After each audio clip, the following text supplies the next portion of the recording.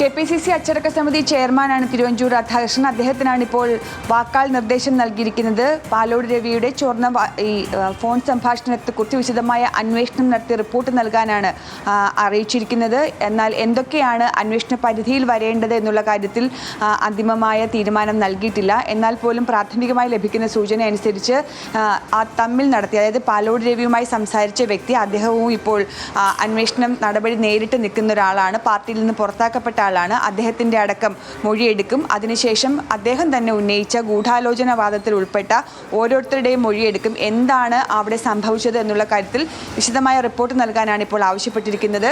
എന്തായാലും ഉടൻ തന്നെ അന്വേഷണം തുടങ്ങി അതിലും ഉടൻ തന്നെ റിപ്പോർട്ട് നൽകാനാണ് ഇപ്പോൾ തീരുമാനിച്ചിരിക്കുന്നത്. എന്തായാലും തിരുവഞ്ചൂർ രാധാകൃഷ്ണൻ അധ്യക്ഷനായുള്ള അച്ചടക്ക സമിതിയാണ് ഈ വിഷയം അന്വേഷിക്കുക. പ്രവീണ, ഇപ്പോൾ ഈ പാലോട് രവി എപ്പോഴും പറഞ്ഞത് താൻ സതുദ്ദേശത്തോടെ നടത്തിയ ഫോൺ സംഭാഷണമായിരുന്നു അത് തുടങ്ങിയ കാര്യങ്ങൾ അദ്ദേഹം ആവർത്തിക്കുകയാണ്. അപ്പോൾ ഈ പുതിയ അന്വേഷണ സമിതി വരുമ്പോൾ, അച്ചടക്ക സമിതി വരുമ്പോൾ എന്തൊക്കെ കാര്യങ്ങളാകും അന്വേഷണ പരിധിയിൽ വരിക? എന്തുകൊണ്ടാണ് പാലോട് രവി ഇത്തരമൊരു സംഭാഷണത്തിന് മുതിർന്നത്? ഇനിയിപ്പോൾ താഴെത്തട്ടിലുള്ള അണികളെ പ്രവർത്തനോന്മുഖമാക്കാനായിരുന്നുവെങ്കിൽ എന്തിനാണ് ഇത്തരം വാക്കുകൾ ഉപയോഗിച്ചത് തുടങ്ങിയുള്ള കാര്യങ്ങൾ കൃത്യമായി അന്വേഷിക്കും. പിന്നെ ഈ ഫോൺ സംഭാഷണം എങ്ങനെ ചോർന്നു? കാരണം പാലോട് രവിയോ ഈ സംസാരിച്ച ജലീലോ അറിയാതെ ഈ ഫോൺ സംഭാഷണം മൂന്നാമതൊരാൾക്ക് കിട്ടുകയില്ല. അങ്ങനെയെങ്കിൽ ഇത് എങ്ങനെയാണ് സംഭവിച്ചത് എന്നുള്ളതാണ് രണ്ടാമത് അന്വേഷിക്കുക.